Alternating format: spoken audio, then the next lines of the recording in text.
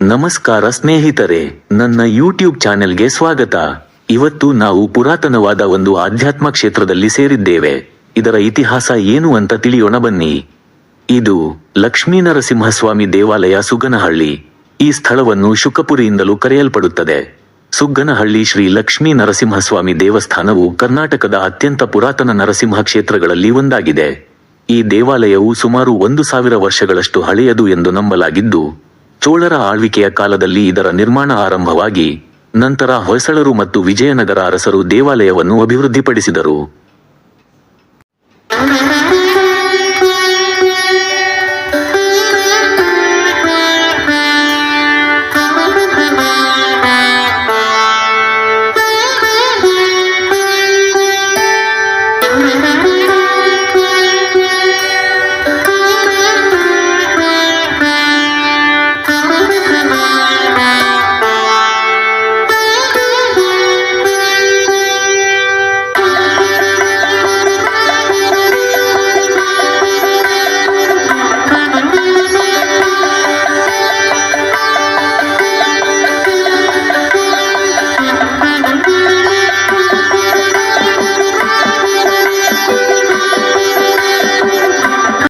ಪುರಾಣದ ಪ್ರಕಾರ ಶುಕ ಮಹರ್ಷಿಗಳು ಈ ಪ್ರದೇಶದಲ್ಲಿ ತೀವ್ರ ತಪಸ್ಸು ಮಾಡುತ್ತಿದ್ದರು.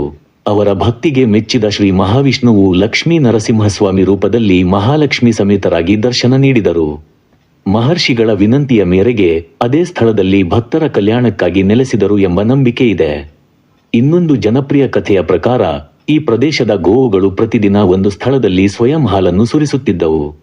ಇದನ್ನು ಗಮನಿಸಿದ ಗ್ರಾಮಸ್ಥರು ಅಲ್ಲಿ ಅಗೆದಾಗ ಶ್ರೀ ಲಕ್ಷ್ಮೀ ನರಸಿಂಹಸ್ವಾಮಿಯ ದಿವ್ಯ ವಿಗ್ರಹವು ದೊರೆತಿತು. ನಂತರ ಆ ವಿಗ್ರಹವನ್ನು ಪ್ರತಿಷ್ಠಾಪಿಸಿ ದೇವಸ್ಥಾನವನ್ನು ನಿರ್ಮಿಸಲಾಯಿತು ಎಂದು ಹೇಳಲಾಗುತ್ತದೆ. ಸಾಮಾನ್ಯವಾಗಿ ನರಸಿಂಹಸ್ವಾಮಿ ಪೂರ್ವಾಭಿಮುಖವಾಗಿ ಆಸೀನ ರೂಪದಲ್ಲಿರುವುದು ಹೆಚ್ಚು ಕಂಡುಬರುತ್ತದೆ. ಆದರೆ ಸುಗ್ಗನಹಳ್ಳಿಯಲ್ಲಿ ನಿಂತಿರುವ ಪಶ್ಚಿಮಾಭಿಮುಖ ಮೂರ್ತಿ ಅಪರೂಪದ ದರ್ಶನವಾಗಿದೆ. ಇಲ್ಲಿ ಮಹಾಲಕ್ಷ್ಮಿ ಮತ್ತು ಮುಖ್ಯ ಪ್ರಾಣ ದೇವರ ದೇವಸ್ಥಾನವೂ ಇದೆ ಮತ್ತು ಈ ದೇವಾಲಯದಲ್ಲಿ ಗರುಡನಿಗೆ ಪ್ರತಿದಿನ ವಿಶೇಷ ಪೂಜೆ ನಡೆಯುತ್ತದೆ. ಕರ್ನಾಟಕದಲ್ಲೇ ಗರುಡನಿಗೆ ನಿತ್ಯ ಪೂಜೆ ನಡೆಯುವ ವಿರಳ ಕ್ಷೇತ್ರಗಳಲ್ಲಿ ಇದು ಒಂದಾಗಿದೆ. ಈ ಗರುಡನ ದರ್ಶನ ಮಾಡಿದರೆ ವಿವಾಹ ವಿಳಂಬ, ಸಂತಾನ ಭಾಗ್ಯ ಮತ್ತು ಸರ್ಪದೋಷ ನಿವಾರಣೆ ಆಗುತ್ತದೆ ಎಂಬ ಭಕ್ತರ ನಂಬಿಕೆ ಇದೆ. ದೇವಾಲಯದ ಹಿಂಭಾಗದಲ್ಲಿ ಭಗವಂತನ ಪಾದಚಿಹ್ನೆಗಳು ಹಾಗೂ ಪವಿತ್ರ ಬದರಿ ಮರವಿದ್ದು ಭಕ್ತರು ವಿಶೇಷ ಪೂಜೆ ಸಲ್ಲಿಸುತ್ತಾರೆ. ಈ ಬದರಿ ವೃಕ್ಷ ಇರುವ ಜಾಗದಲ್ಲಿಯೇ ಶುಕ ಮುನಿಗಳು ತಪಸ್ಸನ್ನು ಮಾಡಿದರು ಮತ್ತು ಭಗವಂತನು ಅವರಿಗೆ ದರ್ಶನವನ್ನು ಕೊಟ್ಟಿದ್ದ ಜಾಗವೆಂದು ನಂಬಲಾಗುತ್ತದೆ. ಪ್ರತಿ ವರ್ಷ ಫಾಲ್ಗುಣ ಮಾಸದಲ್ಲಿ ಸುಮಾರು 11 ದಿನಗಳ ಬ್ರಹ್ಮರಥೋತ್ಸವ ಅತ್ಯಂತ ವಿಜೃಂಭಣೆಯಿಂದ ನಡೆಯುತ್ತದೆ. ಈ ಸಂದರ್ಭದಲ್ಲಿ ನಡೆಯುವ ಗರುಡೋತ್ಸವ ಸಾವಿರಾರು ಭಕ್ತರನ್ನು ಆಕರ್ಷಿಸುತ್ತದೆ. ಇದಲ್ಲದೆ ನರಸಿಂಹ ಜಯಂತಿ, ವರಮಹಾಲಕ್ಷ್ಮಿ ವ್ರತ, ಕೃಷ್ಣ ಜನ್ಮಾಷ್ಟಮಿ, ರಾಮನವಮಿ, ಹನುಮಾನ್ ಜಯಂತಿ ಮತ್ತು ಗರುಡ ಜಯಂತಿ ಕೂಡ ವಿಶೇಷವಾಗಿ ಆಚರಿಸಲಾಗುತ್ತದೆ. ನರಸಿಂಹ ಮಂತ್ರವು ಒಂದಿರಲು ಸಾಕು, ದುರಿತ ಕೋಟಿಯ ತರಿದು ಭಾಗ್ಯವನ್ನು ಕೊಡುವ. ನರಸಿಂಹ ಮಂತ್ರವು ಒಂದಿರಲು ಸಾಕು, ದುರಿತ ಕೋಟಿಯ ತರಿದು ಭಾಗ್ಯವನ್ನು ಕೊಡುವ. ನರಸಿಂಹ ನರಸಿಂಹ.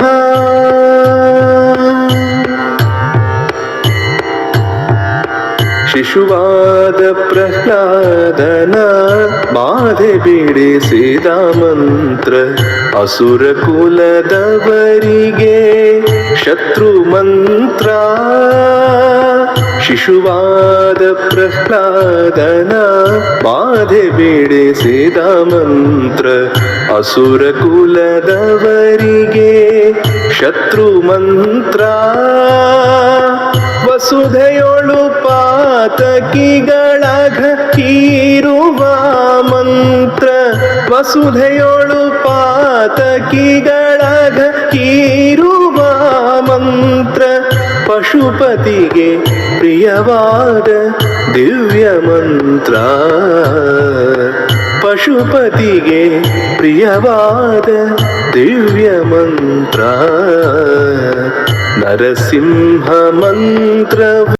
ಇದು ಕಂಬದ ಲಕ್ಷ್ಮೀ ನರಸಿಂಹಸ್ವಾಮಿ ಮುಖ್ಯ ದೇವಾಲಯದಿಂದ ಸುಮಾರು 2 ಕಿಲೋಮೀಟರ್ ದೂರದಲ್ಲಿ ಕಂಬದ ನರಸಿಂಹಸ್ವಾಮಿ ಸ್ತಂಭ ನರಸಿಂಹ ದೇವಸ್ಥಾನವಿದ್ದು ಇದನ್ನು ಭಕ್ತರು ತಪ್ಪದೆ ಭೇಟಿ ನೀಡುತ್ತಾರೆ. ಸುಮಾರು ಜನರಿಗೆ ಈ ದೈವವು ಮನೆದೇವರು ಆದ ಕಾರಣ ಮದುವೆ, ಮುಂಜಿ ಅಥವಾ ಯಾವುದೇ ಶುಭ ಕಾರ್ಯಗಳನ್ನು ಪ್ರಾರಂಭಿಸುವ ಮುನ್ನ ಭಕ್ತರು ಈ ಸ್ಥಳಕ್ಕೆ ಭೇಟಿ ಮಾಡಿ ಭಗವಂತನ ಅನುಗ್ರಹವನ್ನು ಪಡೆಯುತ್ತಾರೆ.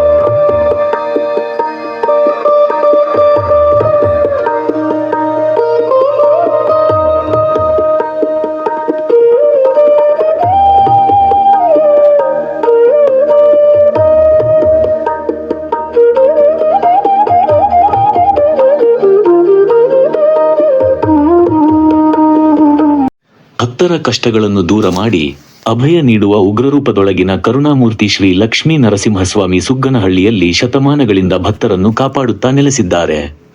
ಈ ಪವಿತ್ರ ಕ್ಷೇತ್ರಕ್ಕೆ ಭೇಟಿ ನೀಡಿದರೆ ಮನಸ್ಸಿಗೆ ಶಾಂತಿ ಮತ್ತು ಜೀವನಕ್ಕೆ ಹೊಸ ಆಶೀರ್ವಾದ ದೊರೆಯುತ್ತದೆ ಎಂಬುದು ಭಕ್ತರ ಅಚಲ ನಂಬಿಕೆಯಾಗಿದೆ. ನನ್ನ ಈ ವಿಡಿಯೋ ನಿಮಗೆ ಇಷ್ಟ ಆದಲ್ಲಿ ಲೈಕ್, ಶೇರ್, ಕಾಮೆಂಟ್ ಮತ್ತು ಸಬ್ಸ್ಕ್ರೈಬ್ ಮಾಡೋದನ್ನ ಮರೆಯಬೇಡಿ.